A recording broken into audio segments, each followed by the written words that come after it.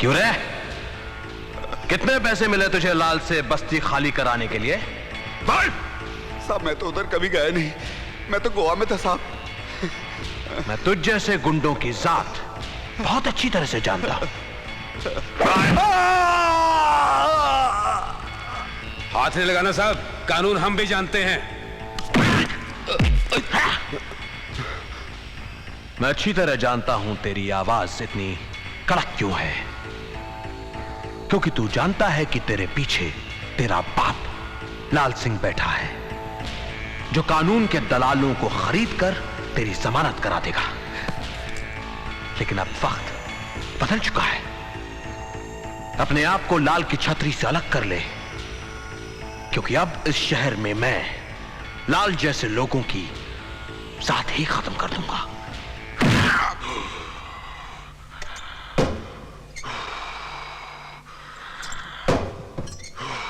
क्या बात है जुगानी साहब, एक्सरसाइज लाल भैया कर रहे हैं और पसीने आपको छूट रहे हैं? हैं? लगता है बहुत अच्छी खबर सुनाने वाले हैं आप। सुनाइए सुनाइए, बहुत अच्छा मौका है।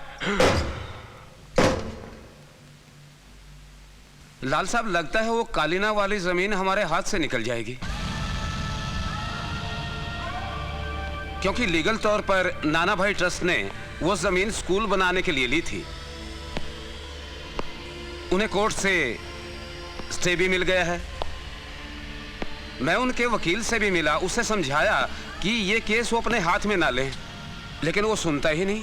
ट्रस्ट के वकील ने कोर्ट से स्टे ले लिया और आपने क्या तीर मारा वकील साहब? लाल साहब, मैंने हर तरह से कोशिश की, मगर हमारे लिए ये 100 करोड़ का खेल है और आप सिर्फ कोशिश में लगे हैं। हाँ।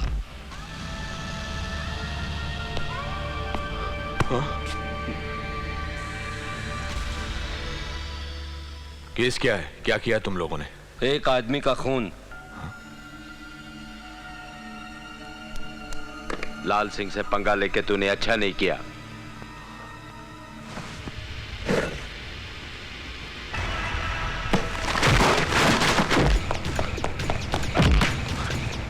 कोई है? कोई है? बचाओ! कोई है? कोई है? बचाओ! कोई है? बचाओ!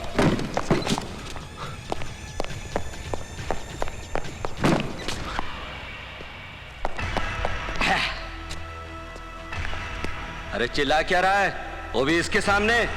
इसकी आंखों की पट्टी खोल देना तो सबसे पहले यही भागे यहां से।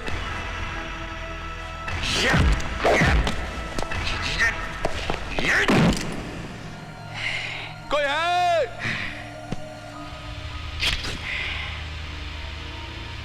अरे जब 9 से 5 यहां कोई नहीं सुनता तो 5 के बाद कौन सुनेगा? ये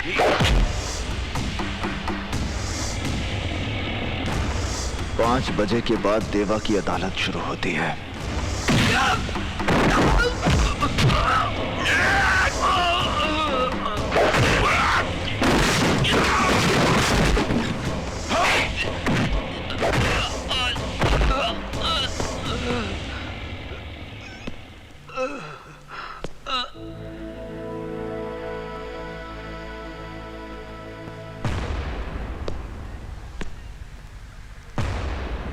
जानवर को मारने के लिए जानवर बनना पड़ता है बाबूजी।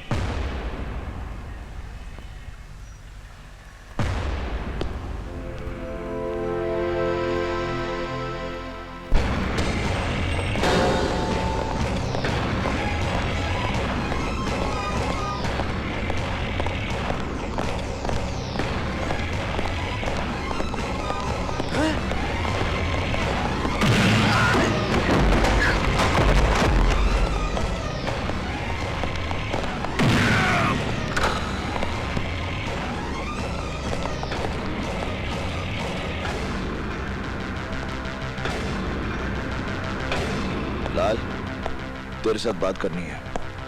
तुम देख नहीं रहे कि यहाँ एक जरूरी मीटिंग चल रही है? बाकी मीटिंग्स मेरी मीटिंग के बाद। देवा, देखो तुम।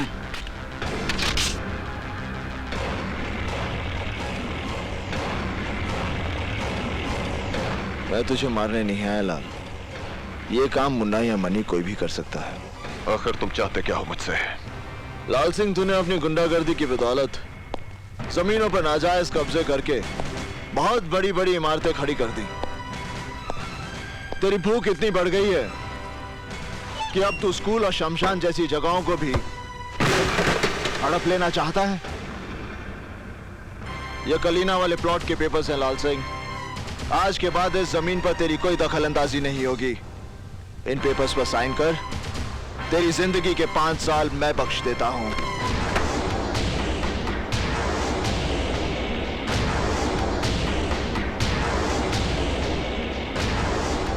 एक मामूली से प्लॉट के लिए 5 साल की जिंदगी घाटे का सौदा नहीं है लाल। ले साइन कर।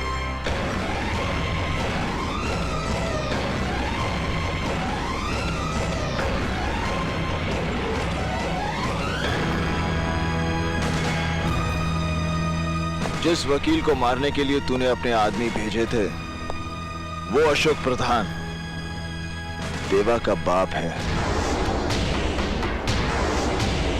अगर दोबारा तूने ऐसी गलती की तो तेरा वो हश्र करूंगा कि तुझे अपने हाथों से अपनी जिंदगी फिसलती हुई नजर आएगी। तेरे माथे का पसीना और दिल की धड़कन ये बता रही है कि तुझे अपनी जिंदगी से बहुत प्यार है।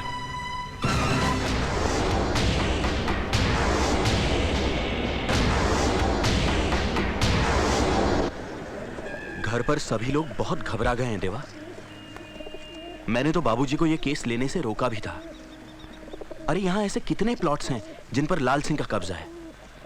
कुछ नहीं होता कोर्ट में, मगर बाबूजी तो बस। कुछ नहीं होगा बाबूजी को। लाल सिंह तो क्या, इस शहर का बड़े से बड़ा गुंडा भी उनकी तरफ आग उठाकर नहीं देख सकता। देवा, मैं तुझे लेकर भी काफी डरा रहता हूं। कितने सारे दुश्मन पाल लिए तूने इस शहर में।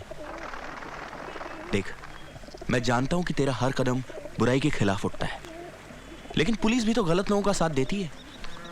तू मेरी फिक्र छोड़। तुझे मेरे काम धंधे की समझ नहीं है। मेरा वास्ता ही उल्टे सीधे लोगों के साथ पड़ता है। तू बता, तेरा काम कैसे चल रहा है? नया काम शुरू किया है, बिल्डिंग मटेरियल का। काम काफी बढ़ गया है। 1-2 बिल्डर से और बात चल रही है। आकाश, मैं चाहता हूं कि तू ये सब कुछ छोड़कर कोई अच्छा सा बड़ा काम शुरू कर। नहीं देवा, मैं अपने इस काम से बहुत खुश हूं। सुबह 9 से 6 तक काम, फिर घर, और कोई बड़ा काम मुझसे संभलेगा भी नहीं देवा। तेरे साथ कोई बात नहीं कर सकता। मुन्ना, ये फाइल बाबूजी को दे देना। कलीना वाले प्लॉट के पेपर्स हैं। ए टोपी, माँ किधर है? बिस्तर तो खाली है।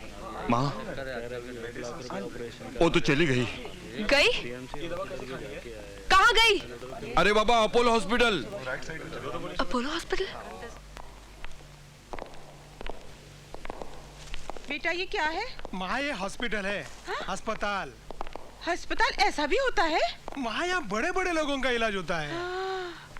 खर्चा बहुत होता होगा। ज्यादा कुछ नहीं, 1 लाख रुपया जमा किया है। लाख रुपया? क्या हुआ? मुझे संभाल, चक्कर आ गया मुझे। चलो अपने कमरे में चलो। हाँ? हाँ। अपने कमरे में? हाँ। अलग कमरा मिलेगा मुझे? हाँ हाँ। हाँ? चलो चलो चलो चलो।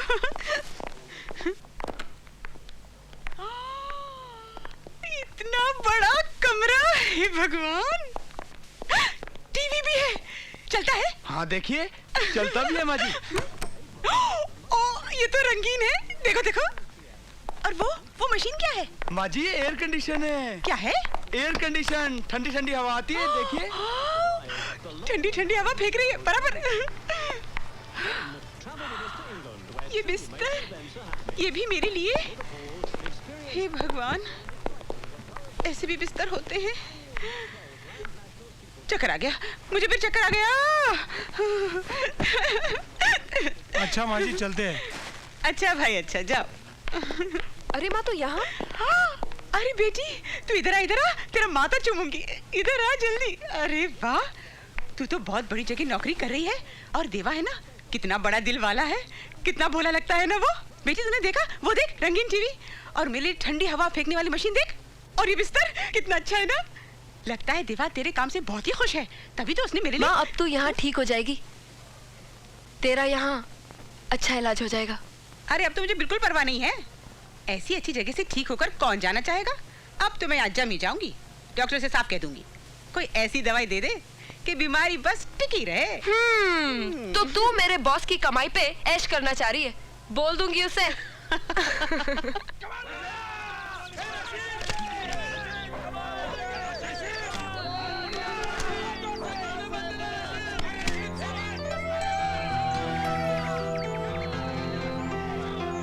मैं आप ही को मिलने आई हूँ। जो कुछ आपने मेरी माँ के इलाज के लिए किया, सोचा आपको मिलकर ही शुक्रिया अदा करूं।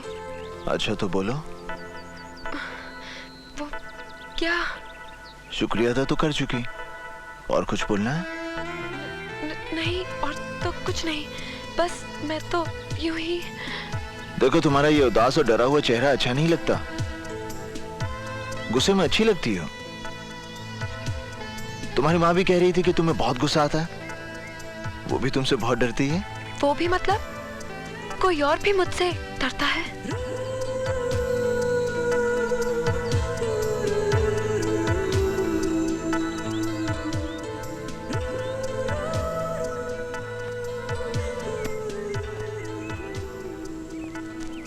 पागल लड़की है, कुछ भी बोल देती है। जिंदाल साहब, देवा को इस मीटिंग में बुलाने का मतलब क्या है? वो हमारे लिए मुश्किलें खड़ी करता रहता है और हम उसे अपने बराबर बिठाकर इज्जत दे रहे हैं। जिंदाल साहब, मेरा भी यही कहना है कि देवा कल हम सबके लिए एक बहुत बड़ा खतरा बन सकता है। Relax friends, relax.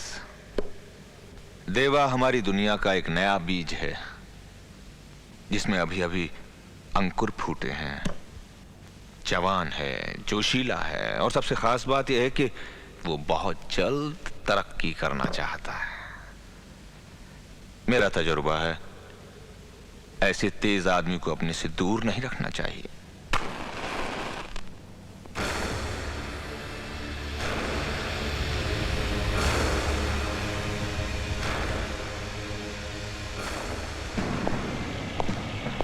देरी से आने के लिए माफी चाहता हूं। वैसे मैं इस बात से हैरान हूं कि आप लोगों ने मुझे इस मीटिंग में क्यों बुलाया है। देवा, इन दिनों हमारे धंधे में मुश्किलें बढ़ गई हैं। इन मुश्किलों से हमें कैसे लड़ना है, इसी के बारे में बातचीत करने के लिए हम सब लोग यहां इकट्ठा हुए हैं। आखिर ये हमारी जमात की बात है, और तुम हमारी जमात से बाहर तो नहीं? जमात एक होने से सोच एक नहीं हो सकती जिंदाल साहब। सोच का क्या है, वक्त के साथ बदल जाया करती है। तुमने अपनी जगह बनाने के लिए जो रफ्तार पकड़ी है, उसका तुम्हें कायल है। ये तो आपका भड़प्पन है जिंदाल साहब। वैसे आप लोगों की जानकारी के लिए बता दूं कि अभी अभी तो मैं अपने पैरों पर खड़ा हुआ हूं। ठीक से चलना शुरू भी नहीं किया मैंने। रफ्तार पकड़नी तो अभी बाकी है। आप कुछ धंधे की मुश्किलों के बारे में बात कर रहे थे।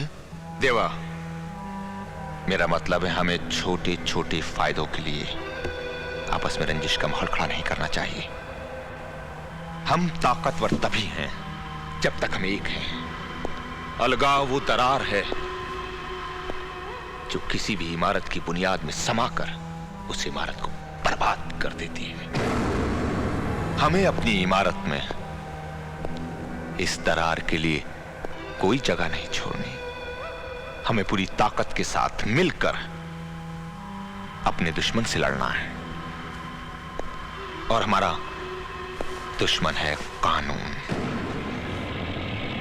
तुम्हें मालूम है देवा कि हमारे नए सीएम बहुत ही ईमानदार हैं। उन्होंने इस शहर से क्राइम को पूरी तरह खत्म करने का बीड़ा उठाया है, और इस ऑपरेशन का इंचार्ज उन्होंने बनाया है एसीपी इंदर सक्सेना को।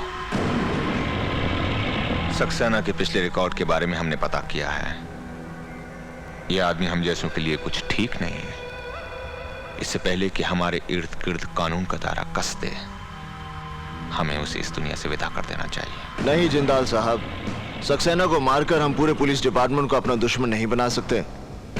ये बात तो सभी जानते हैं कि कोई भी पुलिस ऑफिसर सच्चाई और ईमानदारी का बोझ ज्यादा देर तक नहीं उठा सकता, और जिस दिन सक्सेना को ये बात समझ में आ गई, वो खुद ही ट्रांसफर ले लेगा। मेरे हिसाब से उसे 3 महीने का वक्त देना चाहिए। अगर 3 महीने के बाद वैसा नहीं हुआ जैसा तुम सोच रहे हो तो इंदर सक्सेना को तुम खुद मारोगे। यह वादा मैं कैसे कर सकता हूं? मौत और वक्त का कोई तालमेल नहीं होता जिंदाल साहब। 3 महीने बाद मैं उसे मारूंगा और यह देखने के लिए आप जिंदा रहेंगे, इस बात की गारंटी कौन दे सकता है?